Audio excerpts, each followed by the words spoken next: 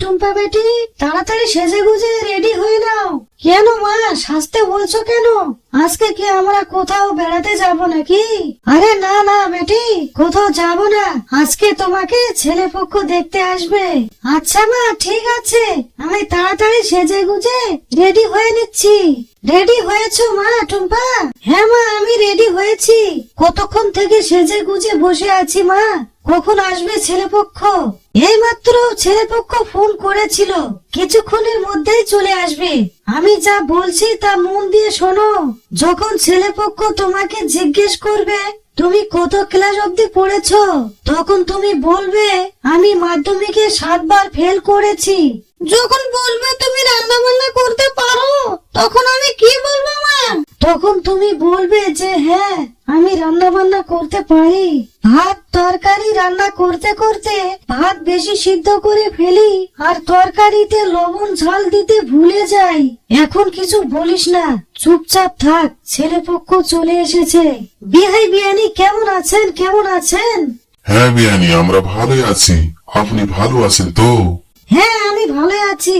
টুম্পা, যাও মা, তোমার শ্বশুর শাশুড়ির পায়ে সালাম করো। বাহ, তোমার মেয়েকে দেখে খুব ভালো লাগলো। তোমার মেয়ে খুবই হেজাদি। বিয়ানি, তোমার মেয়েকে কিছু প্রশ্ন করতে পারি? হ্যাঁ বিহাই মশাই, অবশ্যই প্রশ্ন করতে পারেন। টুম্পা তো এখন আপনারই মেয়ে। আচ্ছা মা টুম্পা, তুমি কত ক্লাস অবধি পড়াশোনা করেছো? বাবুজি, আমি ক্লাস 10-এ 7 বার ফেল করেছি। স্কুল ক্রান্সি থেকে আমাকে গোল্ড মেডেলও দিয়েছে। আচ্ছা মা, তুমি রান্না বান্না করতে পারো? হ্যাঁ বাবুজি, আমি রান্না বান্না করতে পারি। আমি ভাত তরকারি রান্না করতে করতে ভাত বেশি সিদ্ধ করে ফেলি, আর তরকারিতে লবণ ঝাল দিতে ভুলে যাই। যাই হোক বিয়ানি, আমি আপনার মেয়ের যা গুণের কথা শুনলাম, তোমার মেয়ে আমার ছেলের বউ হওয়ার উপযুক্ত। তাই আমি আপনার মেয়েকেই আমার ছেলের পুত্রবধূ বানাবো। এর মধ্যেই আপনার মেয়েকে আমার ছেলের সঙ্গে কথা বলে দিচ্ছি। হ্যাঁ বিআই মশাই, ঠিক আছে। আমি তোমাকে কিছু কথা জিজ্ঞেস করতে চাই। হ্যাঁ, কি জিজ্ঞেস করবে বলো। তুমি কি কি কাজ করতে পারো? আমি সকাল 9টা থেকে সন্ধ্যা 5টা অবধি টিভিতে সিরিয়াল দেখি।